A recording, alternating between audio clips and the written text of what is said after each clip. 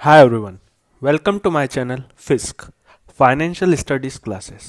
जैसा कि आप जानते हैं हम पढ़ रहे हैं CFA लेवल 3 की रीडिंग नंबर 26 स्टडी सेशन 11। आज हम इस रीडिंग क्या LOS 4 डिस्कस करेंगे, जिसके अंदर हम स्टडी करेंगे relative value hedge fund strategies के बारे में। जैसा कि हम पहले से ही जानते हैं कि हेज फंड स्ट्रेटेजीज को CFA ने 6 कैटेगरीज में क्लासीफाई किया है, जिनमें से एक है रिलेटिव वैल्यू स्ट्रेटेजी।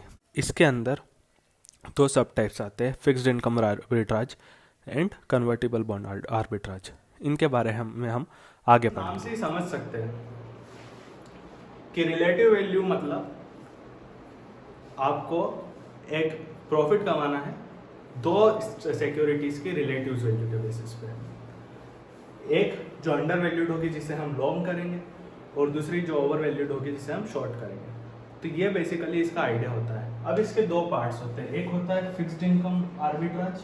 तो फिक्स्ड इनकम आर्बिट्राज में क्या होता है कि हम इसके अंदर यील्ड कर्व के बेसिस पे प्रॉफिट कमाते हैं। जैसे हम पहले जानते हैं कि या तो यील्ड कर्व अपवर्ड स्लोपिंग होता है, ये यील्ड कर्व डाउनवर्ड स्लोपिंग होता है। ये जो है ये टाइम है, ये जो है ये यील्ड है। तो इसके अंदर हम देखते हैं कि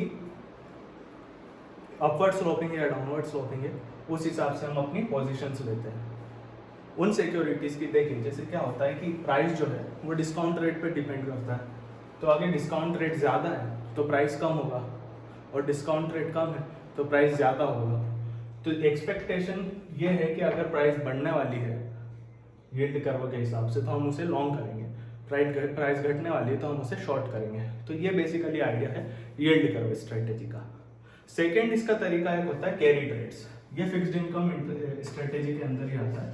तो कैरी ट्रेड्स में क्या होता है, हम एक ऐसी सिक्योरिटीज को शॉर्ट करते हैं जो लो यील्ड वाली होती है, और उन सिक्योरिटीज को लॉन्ग करते हैं जो हाई यील्ड वाली होती है। इसका एक एग्जांपल है टेकिंग अ लोन।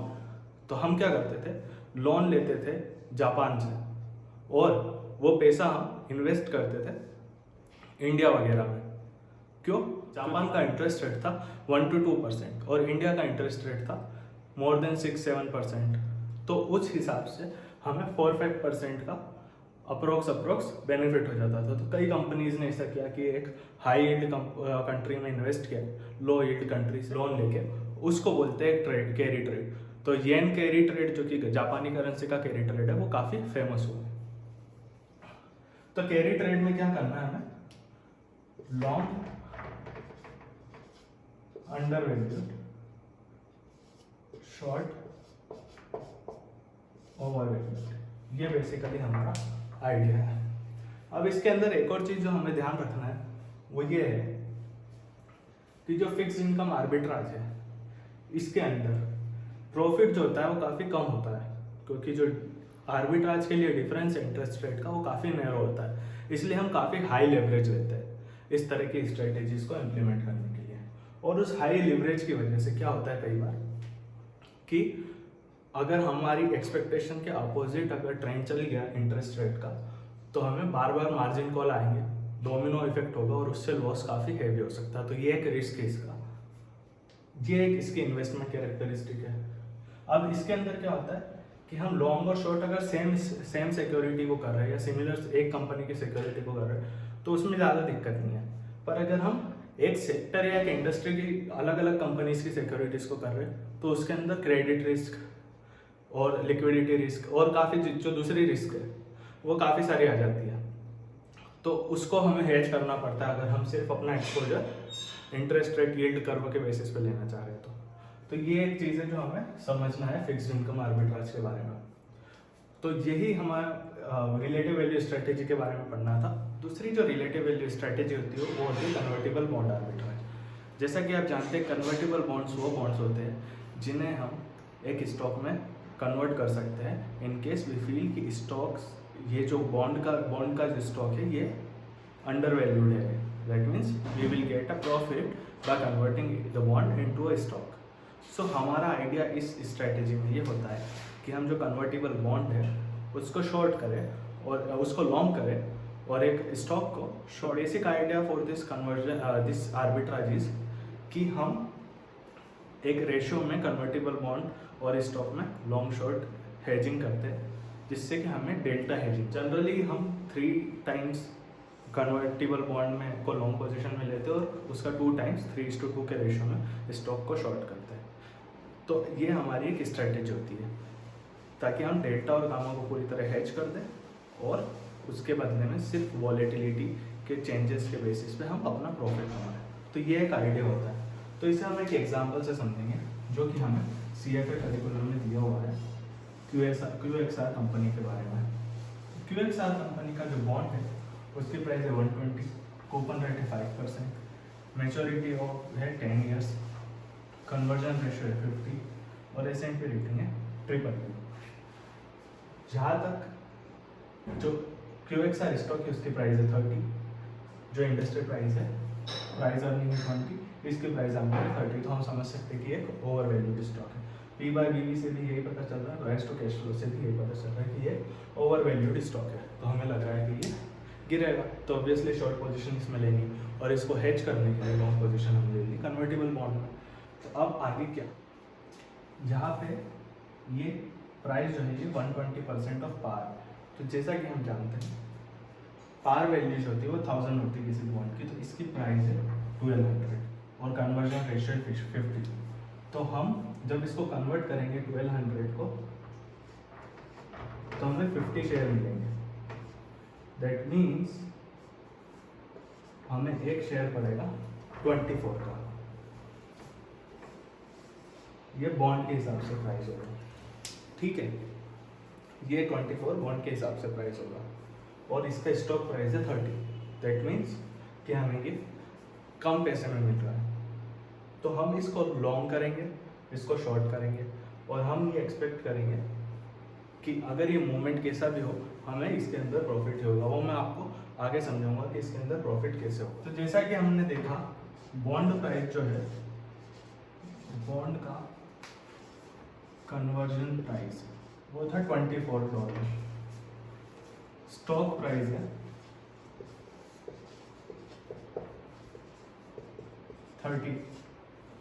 अब एक सिनेरियो होता है जब मान लीजिए कि प्राइस गिर के 24 हो जाता है, तो यहाँ पे हम सिनेरियो लेते हैं। इसके अंदर अगर हमारी प्राइस 24 होती है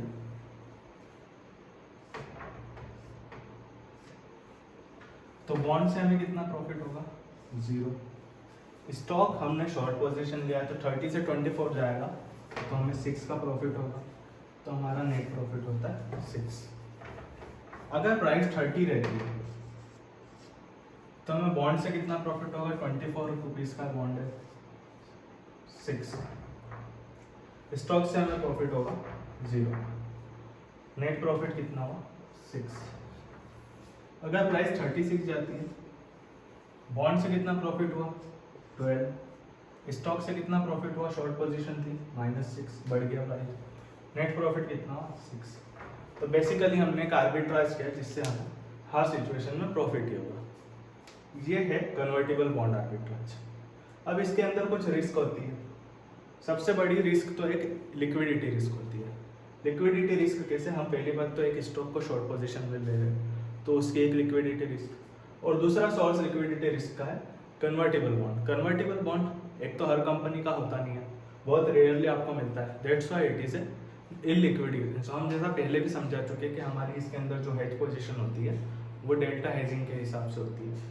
इस वजह से हम 3 टाइम्स स्टॉक को लॉन्ग करते हैं और 2 टाइम्स बॉन्ड को शॉर्ट करते हैं। तो ये एक बात है।